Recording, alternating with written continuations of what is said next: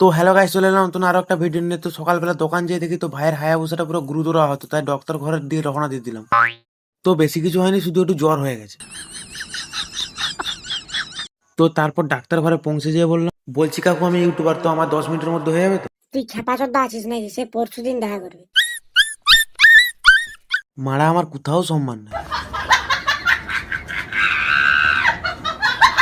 তারপর সে যাই হোক, তো তারপর একটু বাজারের দিকে চক্কর মারতে দেখি, এদিকে এসো, জলের দামে ফলের রস, আলু 10 টাকা, কুমড়ো 10 টাকা, জলের দামে ফলের রস, জলের দামে ফলের। তো জলের দামে ফলের রস নিয়ে তো দোকানের দিকে রওনা দিয়ে দিলাম। তো যেতে যেতে একটা চা দোকানে দাঁড়িয়ে গেলাম। তো তারপর এক কাপ চা নিয়ে চুমুকটা মারলাম, কি গরম রে মারা। তো তারপর চা খাওয়া হতে না হতেই তো আমাদের হাওড়া ব্রিজ পেরিয়ে গেলাম।